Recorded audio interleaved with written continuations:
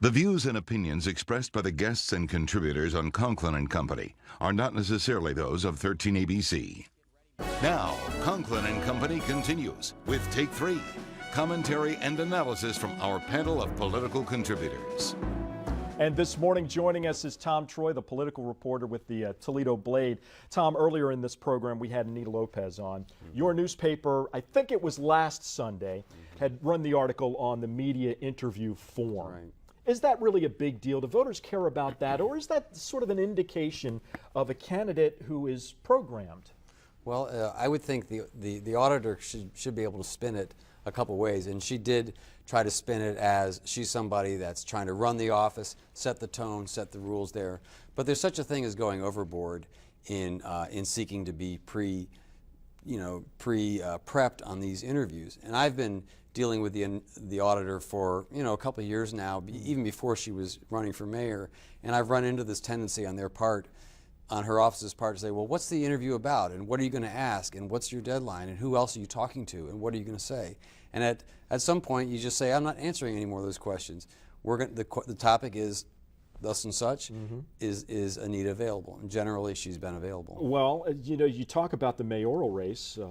Mike Collins, Joe McNamara, Mayor Bell, who's very busy, more difficult to get to, but willing to talk to people, always off the cuff. Generally, just tell me what you want to ask me about, and we'll have a conversation, and ask me anything. No prep needed.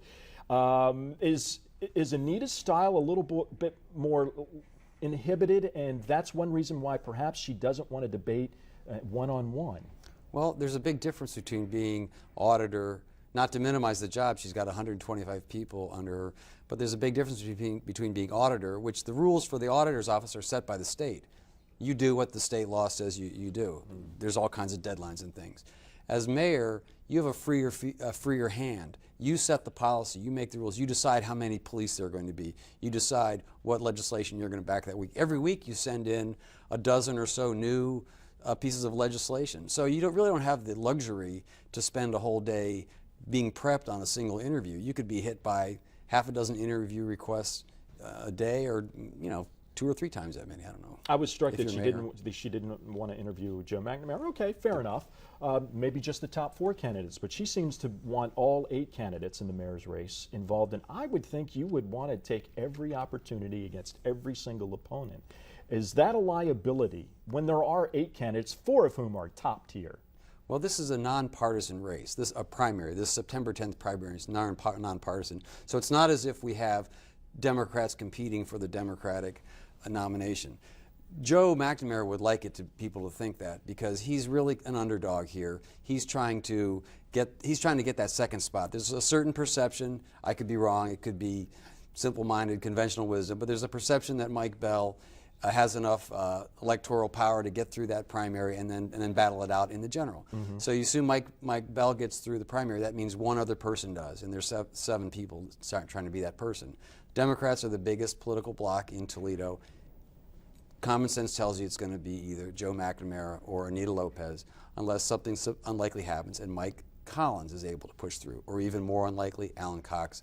So the situation is that it's really not in Anita's interest to have a head-to-head debate with Joe McNamara and compete for Democrat votes. She's already kind of the front runner. She's got the support of the unions, who are very powerful in the Democratic Party. Will she be seen as the union candidate in your estimation? Absolutely. Joe McNamara doesn't want to cede that position to her. He claims to be as pro-labor as she is. But the labor unions have pushed her into running, want her to run. She has a pact with them. She's already been endorsed by the AFL-CIO, by the Teamsters, and other ones are going to fall in line in due course. As a matter of fact, the AFL-CIO national and state organizations are sending people for her campaign here. They actually think she has a political future. They see her as one of the up-and-comers, Latino, female, obviously accomplished. She's won 2 countywide elections before for 2 separate seats. So they believe that Anita Lopez has a lot on the ball here. She's a good candidate. The question people have to decide is, will she be a good mayor?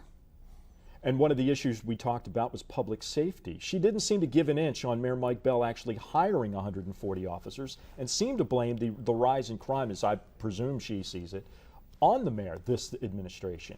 Well, there could be a case to be made to somehow hire additional officers. I think I think the truth is we don't really have any more officers than we had when Mike Bell first came to office, but he's filled in those gaps as there have been retirements. Yeah. He's been finally hiring new officers, and he properly points out more than his two predecessors. But we're still at a level which is below what the authorized strength were. I'm looking for Anita to have some detail when she answers questions like that. What is the authorized strength? It's around 700. What are we at? 600 or something. We tried to get to that, and she kept saying it's a percentage. And that's why you want to have a debate. You want to see, and I think in a debate like that, Joe McNamara would have an advantage because he's been in city government for 6 or 7 years now as councilman. He knows all that stuff. She's been in county government.